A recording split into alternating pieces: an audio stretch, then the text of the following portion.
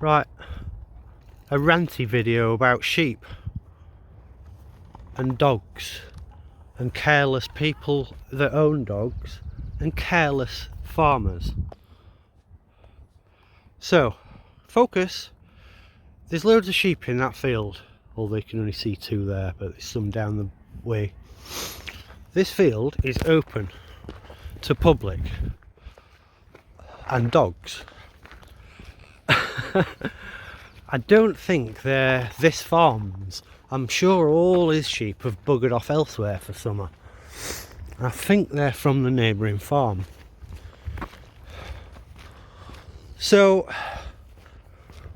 I've watched a couple of videos recently of farmers that have had issues with dogs and dog attacking sheep, as in losing quite a lot of sheep.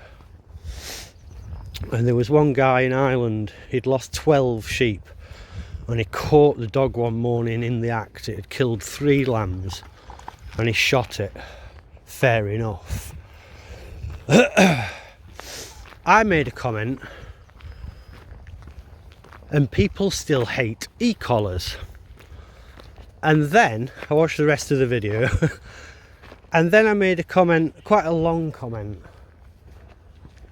about fences and boundary fences and the carelessness of farmers and maintenance of fences and inadequate fences that aren't actually damaged.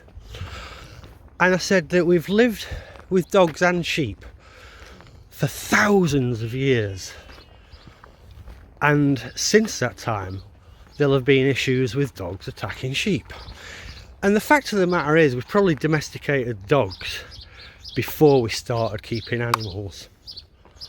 So, surely at least some of the onus is on boundary fences to farms being 6 foot high, quite tight wiring, so that dogs can't get through.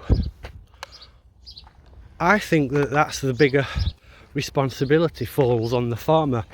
People have chosen to start keeping sheep, fully knowing that some dogs will kill sheep. Right, pause there. Right, onward.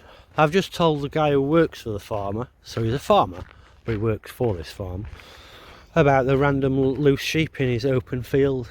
So he says he'll tell the man. I don't know whether there is or not, or neighbour farm. Right then. Last year this field was crop. Then he came and repaired a load of this fencing, and I was like, he must be putting cows in because it's not sheep safe fencing, although they'll struggle on most of it. However, sheep went in it.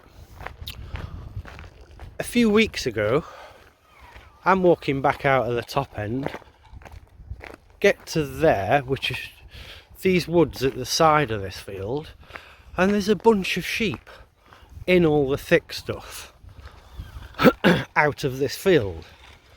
No damaged fencing, just shit fencing. Or possibly they'd got under the gate. That gap's not that big, the next gate up is bigger. But basically this fencing is just bobbins to keep sheep in. So I saw loads of sheep in the thick woods, but only just in a few metres. And then couldn't see the farmer on the way home.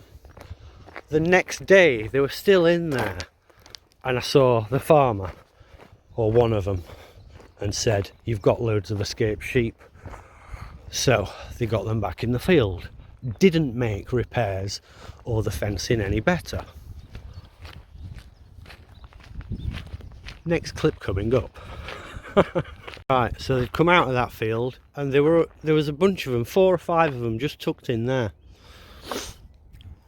He could have literally, if I'd not have seen them and I've just got him on full long lead, I could have got to here, he could have dived in and grabbed one by the neck. However, because I am a responsible dog owner and he wears that collar, which has been used about 3 times on electric months ago for him lunging at sheep, and he now just walks past. Not that I trust him in a field full of sheep, but see what I mean? At least I've got some responsibility. And yet some people seem to think you can just let your dog attack sheep and it'll stop attacking sheep or something. That's another matter for some videos I've been watching and now can't be arsed with the people because they're just full of shit. Some of it's good, some of it's just illogical bullshit. And I've even said, I've never seen any of you people guarantee to train a dog not to attack sheep without an e-collar. It can't be done. Might be able to be done with some dogs from puppyhood, blah blah blah, but not full on kill drive dogs.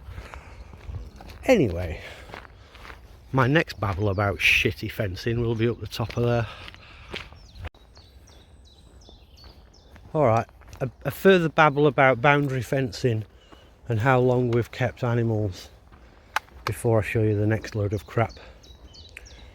So yeah, we've kept animals and sheep for thousands of years, probably dogs first. These videos that I've watched, I feel for the farmers losing sheep and lambs and having to shoot dogs. It's horrible. And yes, there is a big responsibility on the dog owners. I mean, this shepherd that he shot killed 12 sheep. He kept seeing it, or people kept seeing it. He knew whose it was, but they were just denying it and kept letting the dog out. I mean, that's just ridiculous. They want big time fining. So these two videos, the farmers, quite rightly in their own way, were whinging about the loss of sheep, the loss of money, the loss of time, all the stress. And if that's happening on a year by year level, car coming, pause. Right, so if that's happening on a year by year thing for decades, hundreds, thousands of years, why are boundary fences not more adequate by now? So you keep whinging about loss of time and money and livestock, which is fair enough in its own way, but think about it, you've had thousands of years to create better barrier fencing, boundary fencing. Fair enough, between the fields which is on your land, have stupid shitty 3-foot fencing that you don't care about. So I hope people get that point, the fact that we've had thousands of years to improve boundary fencing and never do. Can't believe it, all the way down this path I've been making little clips but on the same video, so I kept pressing pause, saying something, press pause, do a bit more. So and then I ended up getting a bit ranty and swearing. I thought I'm going to delete that, and then realised I've just deleted a whole long clip. So he had sheep in this field last year briefly, and there's loads of damage. Max, there's several places of the fence that's like that, so the fence is at this height. Basically sheep and dogs can get over really easy. This gate is sometimes open. That's a different farm, and I think some kids with dogs sometimes come through and just leave it open because they're thick idiots. So maybe the farmer or one of the farmers put a lock on it, and just both farmers have a key. If they need to come through, they come through. Anyone who comes through with a dog has to climb over and it don't get left open. So basically once there were sheep in this field, but they were his. And then I told the farmer of this farm, he was a bit unbothered. I says, I'll walk round, and if they're all in other side now, I'll shut the gate. So I did that for him. Yeah, I'll do your work for you. Wait, Max. I know I'm ranting. This farmer had sheep in a field up there. Last year he moved the sheep down this track, ripped up his own fencing, put the sheep in the field and didn't replace the fencing properly. So there's big gaps under the fence where sheep go in and out. It's bonkers, it's illogical, it's lazy, it's I'm not going to swear again. So for thousands of years we've had this issue. So farmers whinge about the loss of time and money and livestock, And that must be happening every year to some farmers, and yet that's been going on for thousands of years. So they'll whinge. So if people like me say, well, why don't you build bigger boundary fences, tighter wires, tighter gaps between the wires so the dogs can't get through, and have a 5 or a 6 foot fence?